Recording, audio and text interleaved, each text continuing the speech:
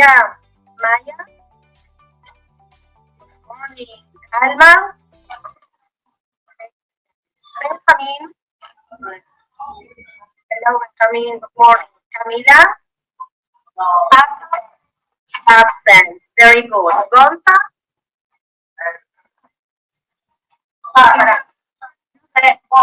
There he is. Hello, Gonza. How are you? I can't see you.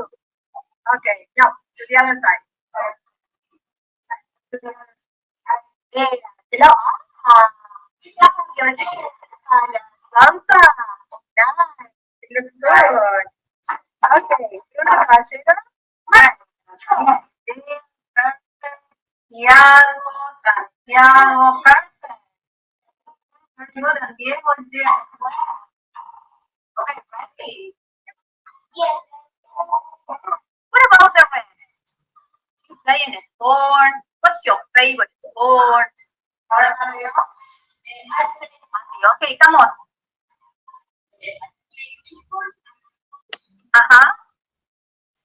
And you go swimming, Mateo. Very good. Excellent. And what about the others? That's right. Excellent,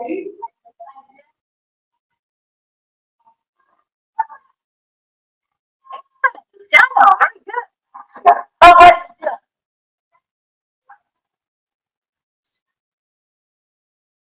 Lovely. Very good. Okay, Tia. Now you choose one classmate. Hello. Okay. So, how are you? Yeah, Lizzie. Bobby, now you choose a classmate. What? That's good, dear. Attention.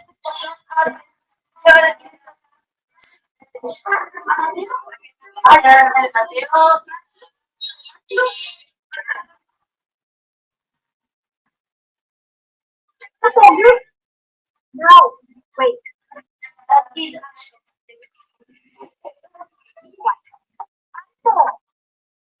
What activity do you do?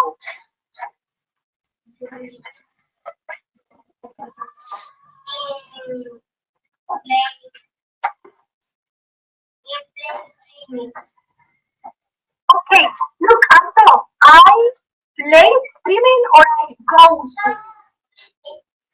Okay, can you repeat, Anto? I go swimming. Excellent, Anto, thank you very much.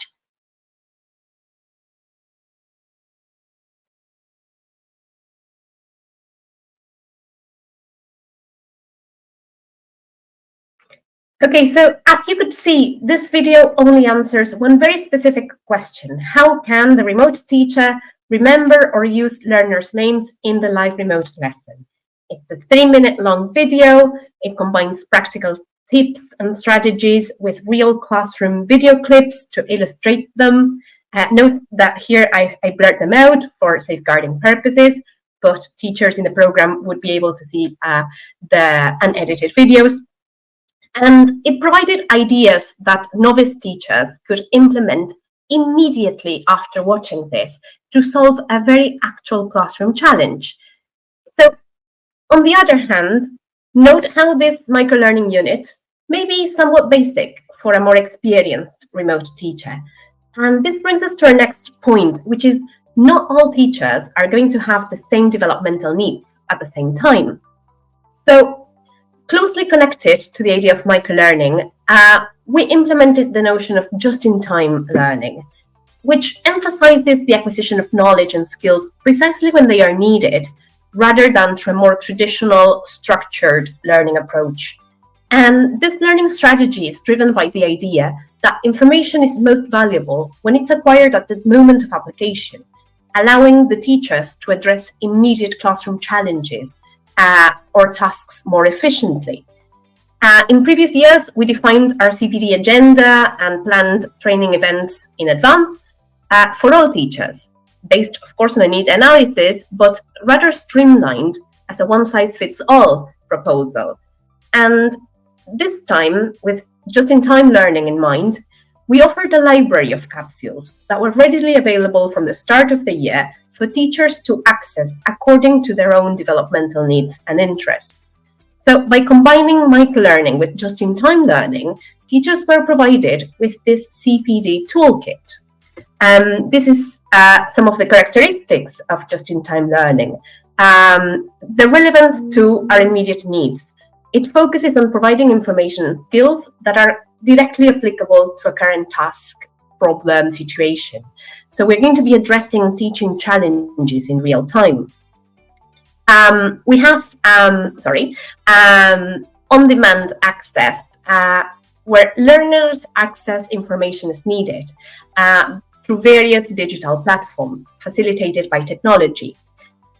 This was, of course, self-directed learning, which empowered teachers to take control of their learning journeys and seek out the information that was relevant to them personally, with, of course, a problem-solving approach, emphasizing things that were practical and applicable to face these classroom challenges.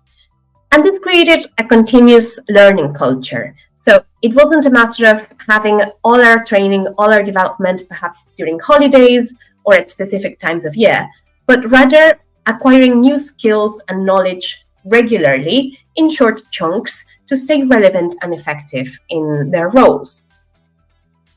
So this is what our library looked like, and we provided all these microlearning units at the start of the year in our school platform, which is in this case Schoology, but it needn't be.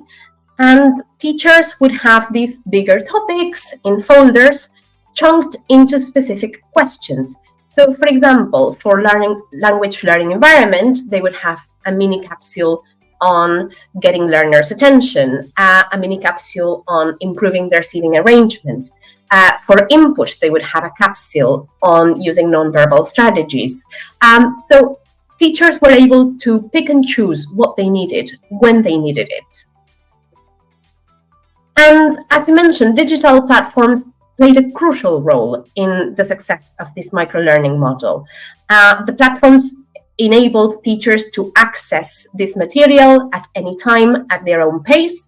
And it doesn't need to be this particular platform. Perhaps your school doesn't have a platform, but it can be through social media, through streaming platforms, through online course platforms, through interactive quizzes, collaborative forums. Digital platforms will enable to access a wealth of material and microlearning experiences in a way that suits your own preferences and your own schedules. Also, microlearning was enabled through technology in a way that we were able to integrate multimedia content. And of course, our brains take in visual information perhaps better than just text or just audio. So we were able to use a multimedia approach in creating these microlearning materials, which catered for different learning styles, different abilities, for a multi-generational audience. And we focused on creating highly engaging and memorable bite-sized learning content by integrating video, infographics, charts, animations, audio, music, and of course, text-based resources.